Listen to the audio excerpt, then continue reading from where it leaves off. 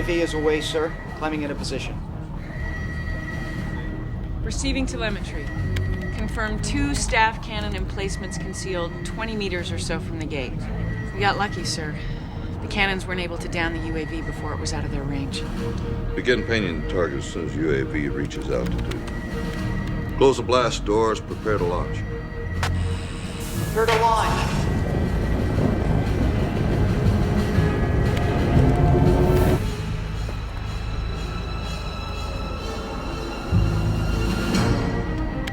Target Sierra 1 has been acquired. Sergeant, launch when ready.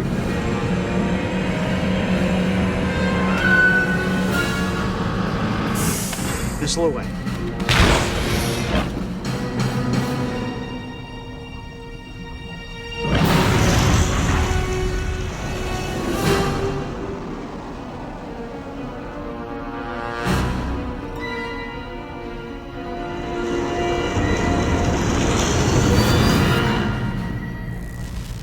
Sierra 1 has been destroyed, attempting to acquire Sierra 2. How do you know those are the only emplacements guarding the gate? We don't. Sierra 2 has been acquired by UAV. Launch when ready.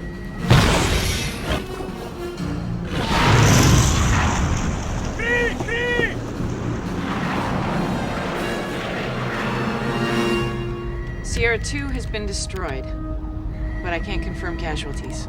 Hi everybody. If you've never seen Stargate, then you should. It's a really good show. It's probably my second favorite behind Babylon 5. It's the show that ultimately inspired the creation of this section.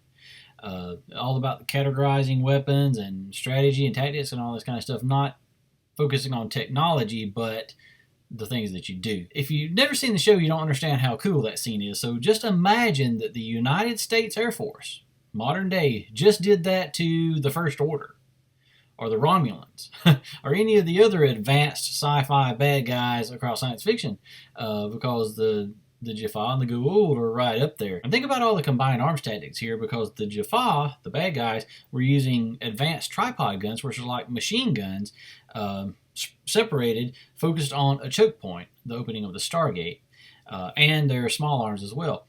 And the heroes used combined drones and guided missiles. So in most shows, and I just let you decide whether or not your favorite show falls in this category, in most shows, our heroes would go running through the Stargate with their pistols blazing, overrun the machine gun positions, and beat the Jaffa into submission with their fists. But Stargate doesn't insult your intelligence. But anyway, it's time to talk about missiles. And who in this hobby doesn't love missiles? So let's get to it. Like with everything else, there are advantages and disadvantages to using missiles. Let's talk about the disadvantages first, because there are fewer of them. First of all, you have limited rounds. I mean, even if you have a lot of missiles, they take up a lot of space, and you can't carry as many of those as you can bullets or shells, or let's say if you have a beam weapon or something, you just generate power and just fire it as long as you have power. So you're not going to fire as many missiles as you do of those other things. Well, they take up more space. Once you run out, you've run out. Also, missiles can be shot down. Tank 2, port side! Great shot! Fire. Missiles away.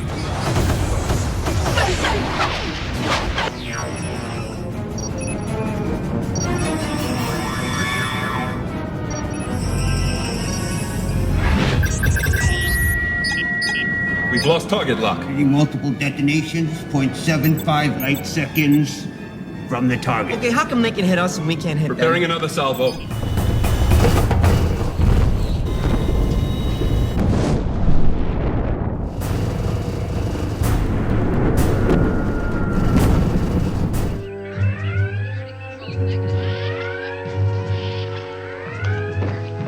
Missile spread, Mr. Spock. Very archaic type, Captain. Sublight speed. Aye, and chemically fueled to boot, sir. Anything on communication, Lieutenant Uhura? No, sir. All bands clear. Course of the missile, Mr. Spock. It would appear that the Enterprise is the target, Captain. Fair phaser banks 1 and 2, Mr. Sulu. Aye, sir. Mr. Chekhov, get a fix on the missile's point of origin. Aye, Captain. Phases 1 and 2 locked in and ready, sir. Fire phasers. course, in this last example, it's not a slam dunk, but it is implied that Enterprise was traveling at warp speed and shot some sublight missiles, which is warp strafing. Also, missiles can be fooled by ECM or cloaking devices or stealth or flares or other kind of countermeasures. You can fool it into missing the target.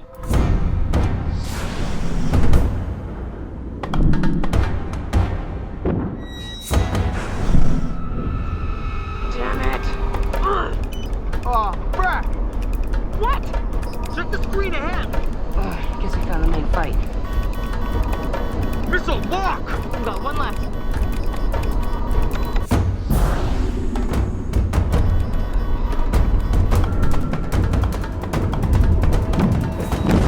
Photon torpedoes ready. Dispersal pattern, Sierra. And fire. And of course, in science fiction, we hear about missiles and torpedoes, that kind of thing. In real life, torpedoes go underwater and missiles go through the air. But in space, I really see no fundamental difference. A photon torpedo is a missile. It's just nomenclature. But there is a fundamental difference between rockets and missiles. I mean, a rocket has the rocket engines, a missile has the rocket engines, Arb-Jet. They have the fins, all this kind of stuff. But a rocket is really unguided, whereas a missile is guided. And that's the difference I see. But there are still advantages to using just an unguided rocket.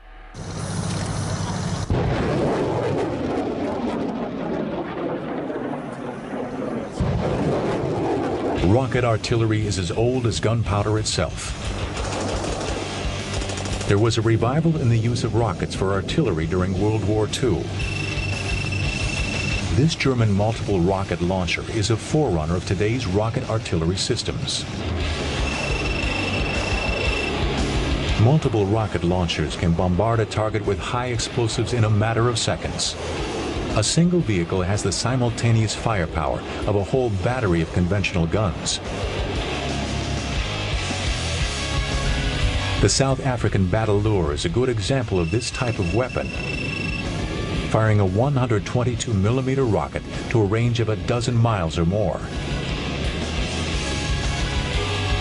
The Battlelure's wheeled chassis allows it to deploy rapidly over great distances, delivering its powerful barrage anywhere on the battlefield.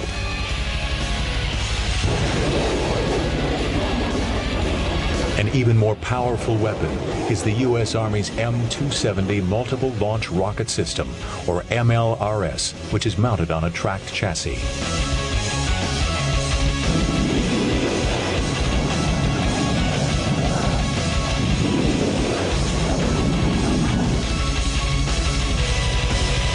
Each MLRS launcher is equipped with 12 rockets.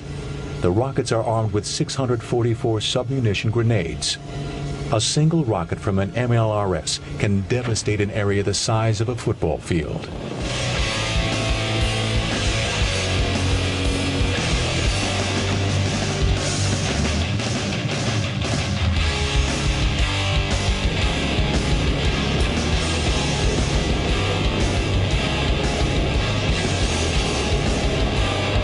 MLRS launchers carry onboard navigation systems. At the beginning of the mission, the MLRS crew drives up to a pre-surveyed spot where it obtains its location data. From that point on, the navigation system keeps precise track of where the vehicle is located. When the target data is received by the MLRS launcher from the Fire Direction Center, it is entered in the vehicle's computer, allowing the launcher to automatically target enemy positions.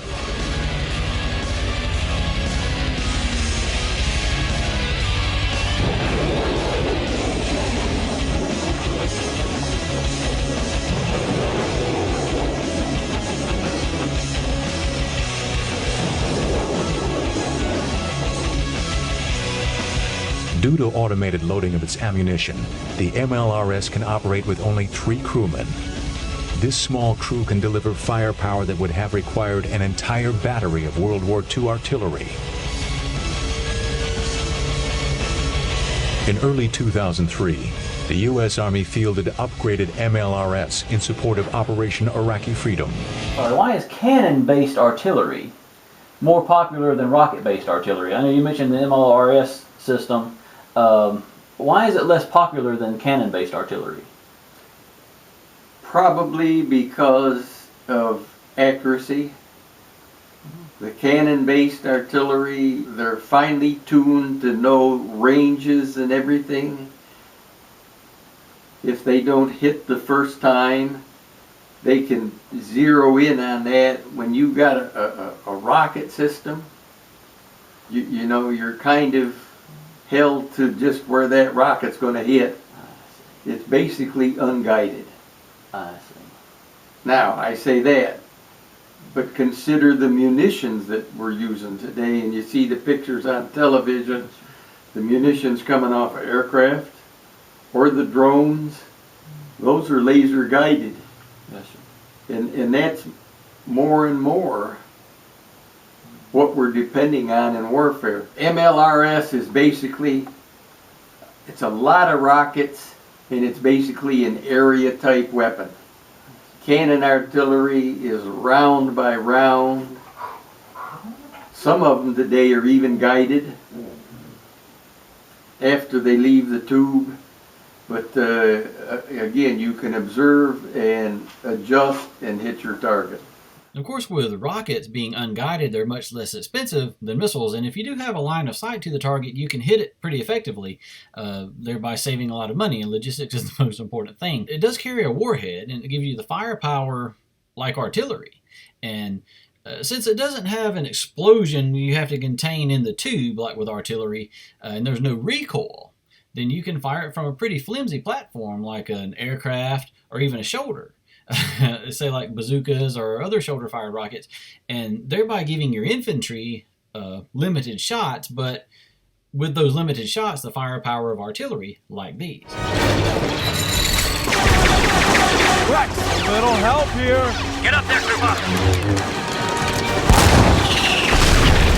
Fire!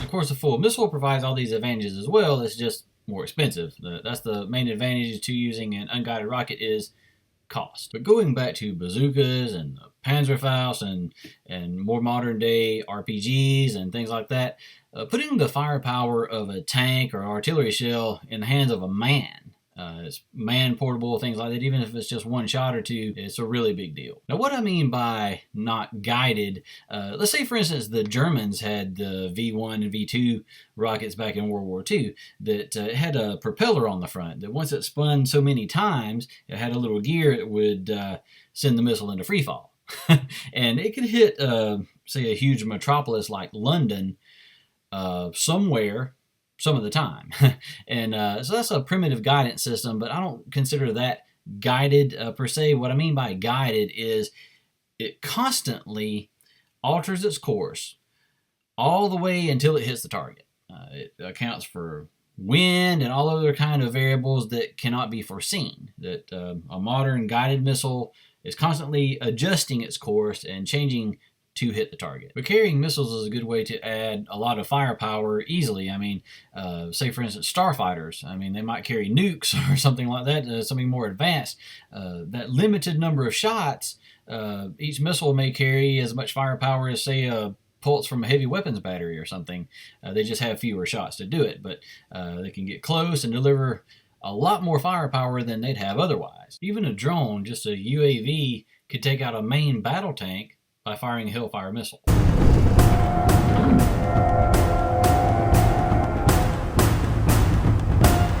Radiological alarm. He's got nukes.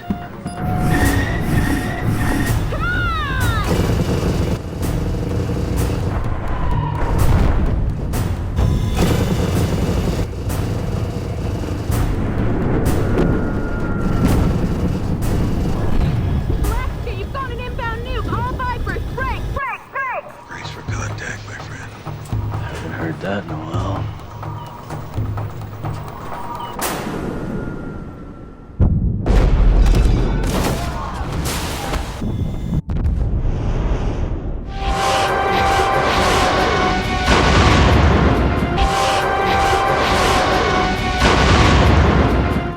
not subjected to effective countermeasures, missiles can have extremely long range and extremely high accuracy. I mean, just consider a modern day cruise missile could be launched from hundreds of miles away and fly right through your front door. And we saw that kind of thing in the Gulf Wars. Like with artillery, you can hit a target you don't have on a line of sight. It's beyond the horizon or on the other side of barriers. But for much longer range. Depending on the missile, it might be a range of a few miles, or it might be the other side of the planet. But they are much more expensive. You wouldn't want to use a $1 million cruise missile to take out a $50,000 truck or something, for instance. In Andromeda, battles are routinely taking place at a range of many light seconds, perhaps even a couple light minutes, and they do that by exchanging missile barrages. Another advantage to using missiles is that it doesn't take a lot of power. I mean, you don't have to divert power from shields to weapons or from any other system to the weapon because, I mean, it's a self-contained unit. It has its own engine and everything. We do see this kind of thing from time to time, but there is no reason to not have enough power to fire a photon torpedo or something. It's a self-contained unit. You just give it a target and light the fuse, and then it does the rest. Andromeda, again, for instance, the engines only produce power in the megawatt range, but it can put out gigatons of firepower using its missiles. How many can she fire again? 40 missile launchers, each firing 8 rounds per second. 19,200 rounds a minute. 20 megaton payloads? Well, give or take. A glorious Heritage-class cruiser like the Andromeda could completely depopulate a world like New Holland in under 2 minutes. How many missiles can we fire in 15 seconds? Approximately 3,600. Communicate our desire to comply. There was a time when people were impressed that I had enough firepower to decimate a planet in under 10 minutes. I miss that. I sense you are one who respects strength, Your Highness. Our droid armies outnumber the Republic clones 100 to 1. Another thing a missile can do is keep an enemy occupied. In the Clone Wars, you saw there that the Separatists had a significant numerical advantage over the Republic. And yes, the clones were better soldiers than the average Roger droid, but the Separatists had some good droids too. The super battle droids weren't bad. The commando droids were outstanding soldiers. Droidekas were superb soldiers. The Vulture droids weren't bad. If they didn't have the Jedi on the Republic side, they wouldn't stand a chance against the Separatists due to that massive numerical advantage. But let's take the opening battle of Revenge of the Sith, where Anakin and Obi-Wan were attacked by these missiles launched by a Vulture droid, and then it turned out to be Buzz droids, and they were attacking Obi-Wan's fighter and everything. That occupied those two Jedi, some of the most powerful ones, for over 2.5 minutes. Well, during that time, the Separatists are over here having their way with the clones. Okay, so the Jedi weren't able to protect them. They were being occupied by these missiles over here. And see, you thought the Buzz droids were just complete nonsense. But they kept the Jedi occupied. And if they're occupied with the missiles and with the Buzz droids, they can't shoot the Vulture droids. So just watch this following clip and just keep that in mind. Missiles, pull up! They overshot us! They're coming around.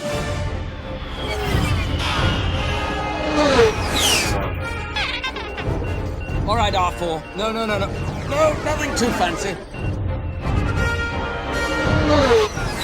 Surge all power units, R2. Stand by, reverse thrusters.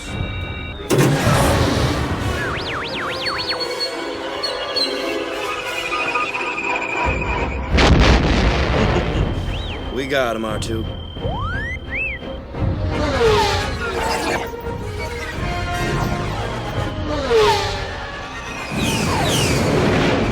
Flying is for droids.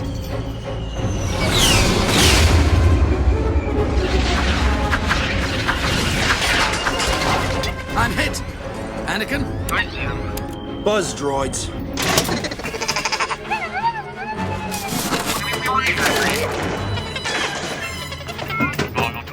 R4, be careful. You have a... Oh, dear. They're shutting down all the controls. Move to the right so I can get a clear shot at them. The mission! Get to the command ship. Get the Chancellor. I'm running out of tricks here.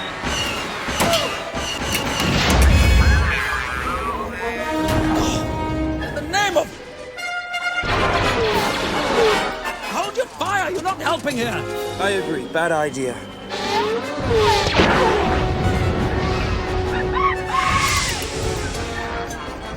Can't see a thing. Right cockpit's fogging.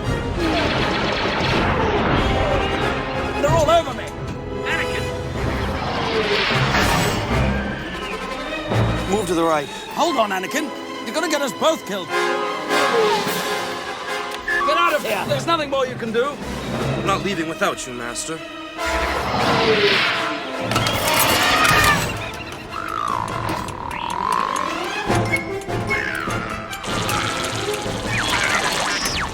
Get him, R2.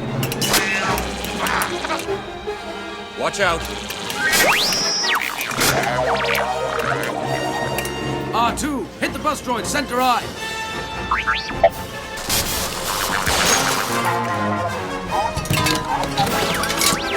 Yeah, you got him. Great, R2. They didn't shoot the buzz droids at the clones. They just shot them at the Jedi. So when you look at it as that entire sequence is to take the superheroes out of the fight so they can overwhelm and take out the clones. Occasionally in sci-fi, missiles have been used to defeat stealth or cloaking mechanisms, things like that. For instance, in Star Trek VI, they reprogrammed a photon torpedo to track the gas coming out of the exhaust of a bird of prey. So let's take a look at that. Gas, Captain. Under impulse power, she expends fuel like any other vessel. We call it plasma. But whatever the Klingon designation, it is merely ionized gas. Well, what about all of that equipment we're carrying to catalog gaseous anomalies? Well, the thing's got to have a tailpipe. Doctor, would you care to assist me in performing surgery on a torpedo? Fire.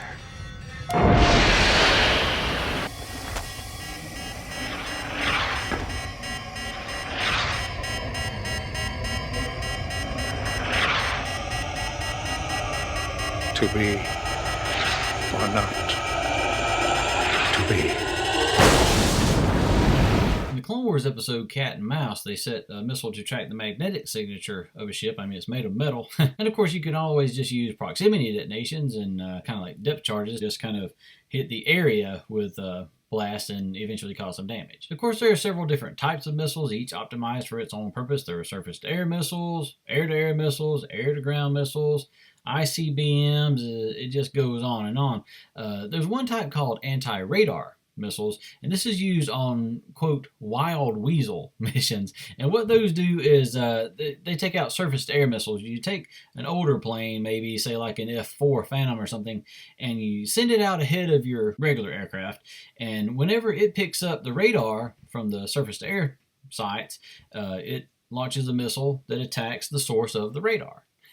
And you think, okay, well, how do they keep from getting shot down? I mean, you know, each side picking up the other about the same time. But you see, if you're the SAM site and there's an aircraft flying overhead, you have to not only pick it up, you have to determine whether that's friend or foe.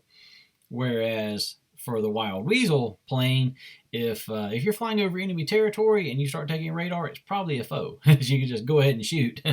And so they go ahead and fire the missile. It homes in on the source of the radar and blows up the missile site before they can shoot you down, and then it clears the way for the other planes to come in and finish the job.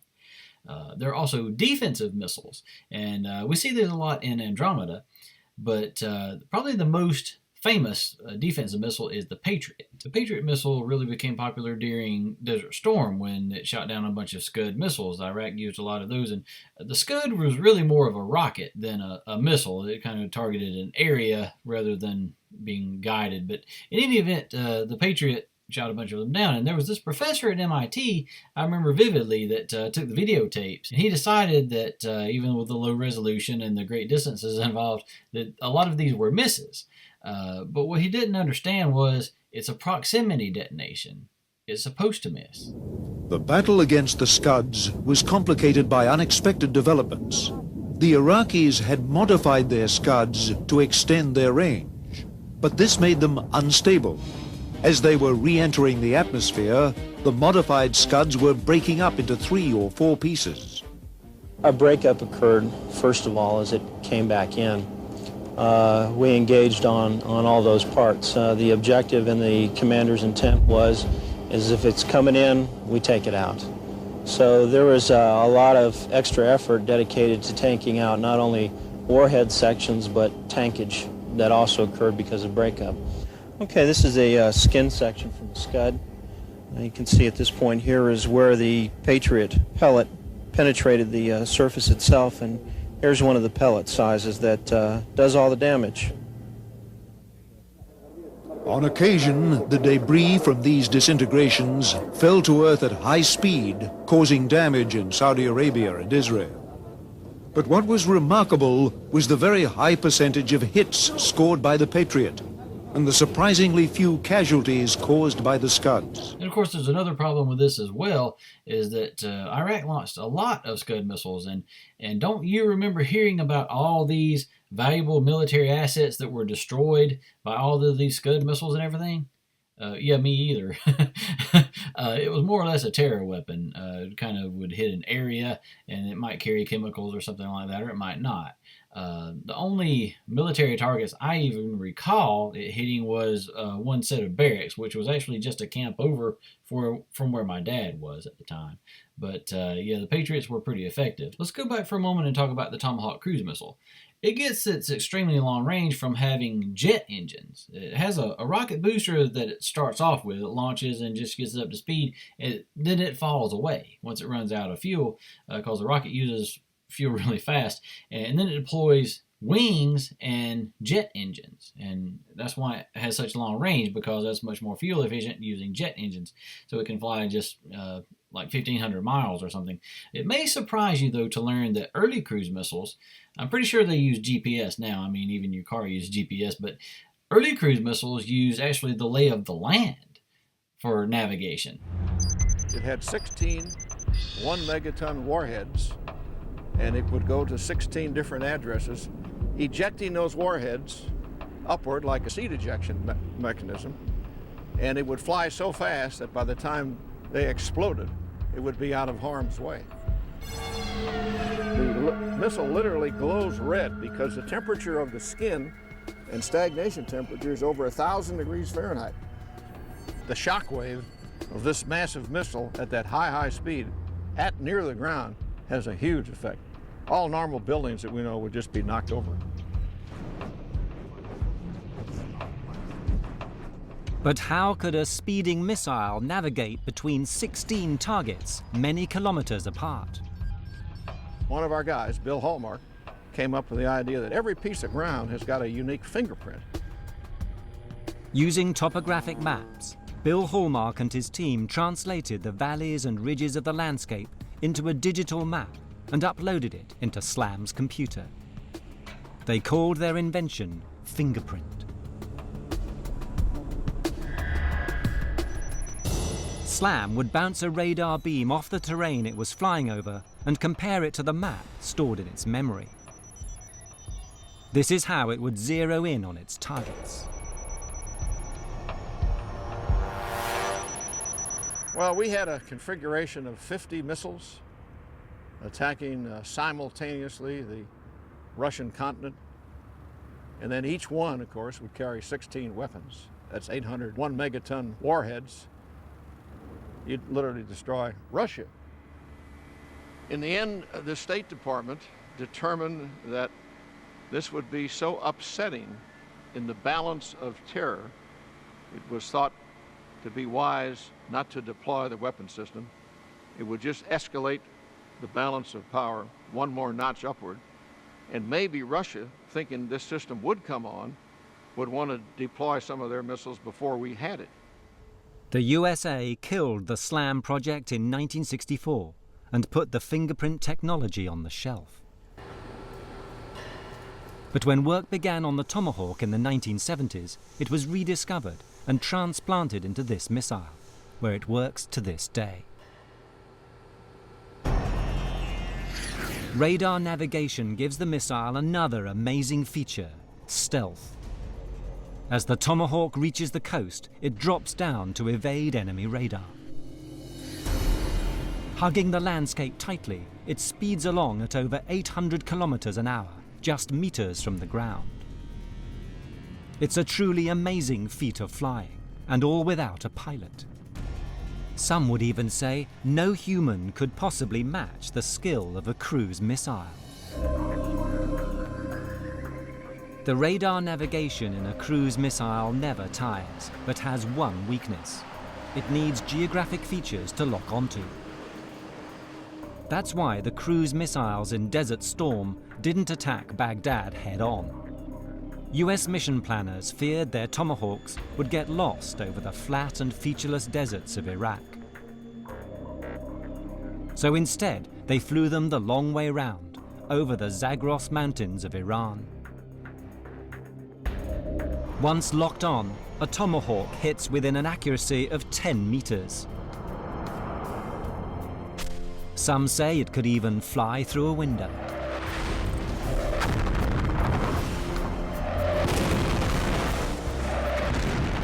But what if a target is invisible and sheltered beneath meters of earth and armored concrete?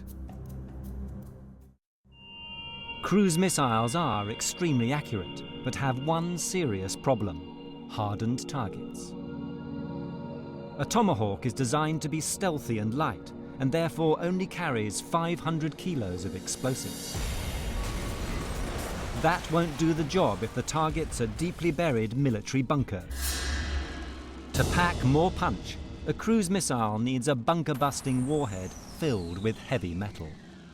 As the heavy warhead pushes the missile deep into the bunker, a smart fuse detects what kind of material it's traveling through. Once it reaches the air of the bunker, the warhead detonates. A busting warhead can penetrate 30 meters into earth and 6 meters into concrete. Now there truly is no place to hide. Once before, you could be fairly sure that if you were far enough behind your own lines and you were in a well-protected bunker, you didn't have to worry about being attacked by an individual aircraft. You felt fairly secure. Now, at any moment, a cruise missile can literally come through the window or come down the air duct and kill you. In science fiction, obviously, the guidance systems would be more advanced, but so would the countermeasures, so there's still that barrier. But let's look at this example from Attack of the Clones, where a Jango Fett's missile made its own course around asteroids and objects and things, made intelligent decisions to try to catch Obi-Wan. So it's more than just following his trail. It's actually making decisions, and it's like a person that's piloting the thing. Of course, he still defeated it just by putting some things in the way.